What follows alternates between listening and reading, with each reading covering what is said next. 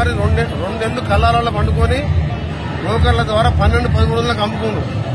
అక్కడ single window chairman TRS ఉంటే 13-14 కొని మళ్ళీ ఐకేపీ సెంటర్లకు వాళ్ళకు 1960కి అమ్ముకొని అట్లా దోసుకు తిన్నారు. అట్లా సూర్యాపేట కాన్సెన్లో 100 కోట్ల అవినీతి జరిగింది. మా దగ్గర తుర్కపల్లిలో 5 కోట్ల స్కామ్ జరిగితే అక్కడ అరెస్ట్ చేయించిన మంత్రి గారి కాన్సెన్లో 100 కోట్ల అవినీతి జరిగింది.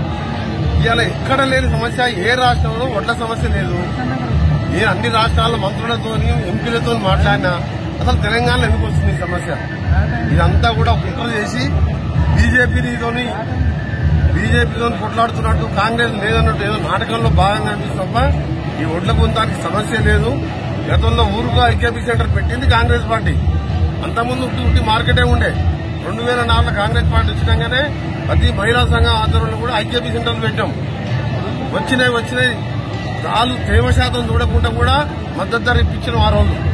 అని ఇవాళ మద్దతు ధర గురించి పట్టించుకునేవాడు లేడు, ఏది లేదు. ముఖ్యమంత్రికి ఒకటే చెప్తున్నా, నువ్వు రైతు బంధు ఇచ్చినంత మాత్రం ఈసారి ఓట్లు వేయరు. రైతు బంధు నువ్వు ఇచ్చే 5,000 రూపాయలు ఇవాళ ఎకరానికి 10,000 రూపాయల పెట్టుబడి పెరిగింది. ఎరువుల ధరలు పెరిగి నువ్వు ఇచ్చేది నువ్వు పెరిగిన ఎరువుల ధరలకు కూడా సరిపోని ఇచ్చిన పైసలు 13-1400 ఏ విధంగా గిట్టుబాటు ధర వస్తుంది? పెట్టే పెట్టుబడి వెళ్ళదు.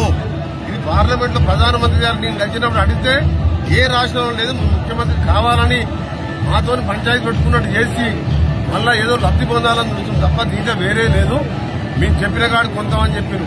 పోయినసారి ఈయన ఓట్లు ఇవ్వకుండా వాళ్ళ మీద పెట్టాం. మీరిద్దరు కొట్టుకుంటారో తన్నుకుంటారో మాకు సంబంధం లేదు.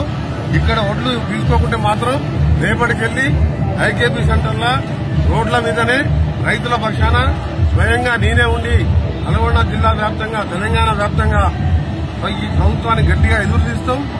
ప్రభుత్వంతో పోరాటం చేస్తాం. రైతుల పక్షాన ఎంత దూరం అయినా వెళ్తాం. కల్లాలకు చేరుతున్నాయి.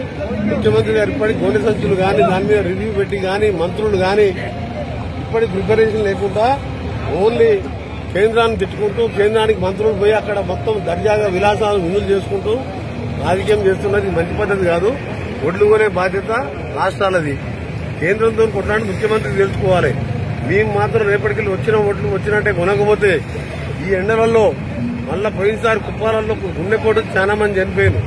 ఈసారి ఏ ఒక్క రైతు చనిపోయినా ఏ ఒక్క రైతుని 2 నెల రోజులు కుప్పల దగ్గర కూర్చోబెడితే మీ ఇళ్ల మీద అటాక్ చేస్తాం. రైతుల పక్షాన పోరాటం చేస్తాం. మాకు మద్దతు ధర వచ్చే వరకు ఇప్పుడు ఎండలకు తేమ శాతం ఇబ్బంది లేదు. పోయినసారి తేమ శాతం అని 2 నెలలు ఆపాను. ఈసారి కేంద్రం కొంతనా లేదా మాకు సంబంధం లేదు. నువ్వు కొనుక్కో 10,000 కోట్లు పెడితే మొత్తం ఓట్లు వస్తాయి. ఏది దొడ్డు బియ్యం కొనుక్కొని బియ్యంగా మార్చి ఓన్కన్నా దానం చేయి, లేకపోతే దాచిపెట్టుకో, లేదా కొత్త రేషన్ కార్డులు ఇవి. అంతే తప్ప రైతులను నిలదీస్తే మాత్రం పోరాటం తప్పదు. వీధి పోరాటం తింటాం. రైతుల పక్షాన ఏమంటాం. రైతుల కోసం దెబ్బలు తింటాం, పోలీసు లాఠీలు తింటాం. పోలీసులతో తూటాలకైనా భయపడేది లేదు. ఒడ్లు బరాబర్ కొనిపించే వరకు రైతులెమ్మడే ఉంటామని, తెలంగాణ రైతులందరూ కూడా ఎవరు భయపడొద్దని మీకు అభయాస్తం ఇస్తూ. హాయ్ ఫ్రెండ్స్, మా టుడే టుమారో యూట్యూబ్ ఛానల్ చూస్తున్నందుకు చాలా థ్యాంక్స్. మరిన్ని లేటెస్ట్ వీడియోస్ కోసం వెంటనే సబ్స్క్రైబ్ చేయండి. అలాగే ఈ బెల్ ని కూడా రింగ్ చేసేయండి. మా నోటిఫికేషన్స్ అన్ని మీ మొబైల్లో వస్తాయి. అలాగే మా వీడియోస్ మీకు నచ్చితే లైక్ చేయండి, షేర్ చేయండి, నచ్చకపోతే కామెంట్ చేయండి.